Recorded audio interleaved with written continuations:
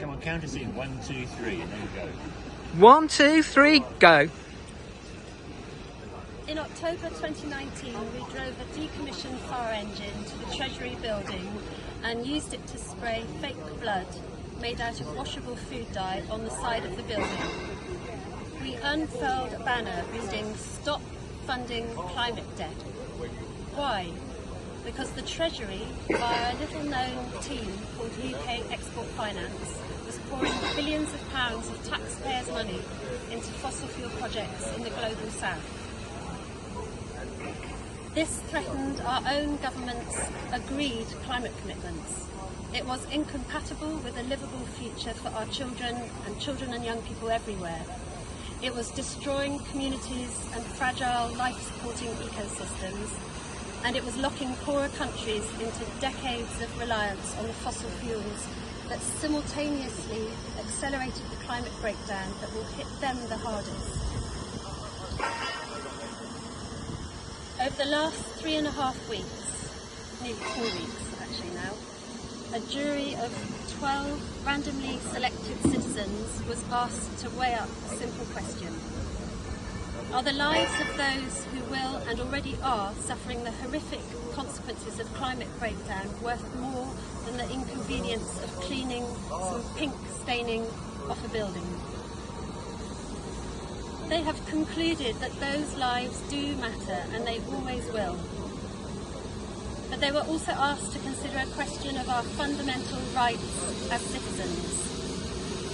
Do we, everyday people, have a right to stand up and intervene when our government is committing criminality on a massive scale?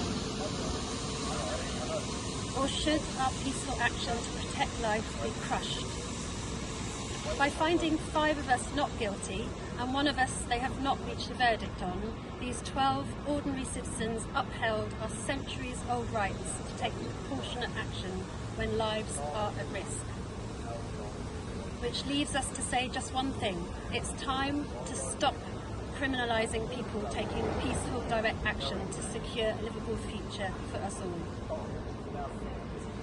We've had our houses raided, our lives upended, phones cracked, private communications read, and the threat of up to 10 years in prison hanging over us for the last 4 years, all for spraying some water-soluble food dye on a wall. We got off lightly. Right now, 2 peaceful climate protesters, Marcus and Morgan, are in prison in this country as political prisoners, serving 2 years and 7 months and 3 years, respectively, for daring to step up and protect life. Marcus is facing deportation and being separated from his family. The Supreme Court yesterday denied them the opportunity to appeal this incredibly harsh and disproportionate punishment.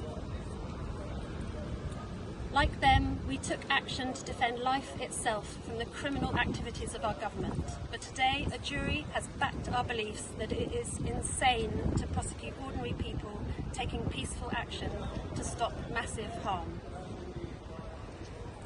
Let these verdicts mark a turning point in British history. A time to stop prosecuting the protesters and to start prosecuting the true criminals in government instead.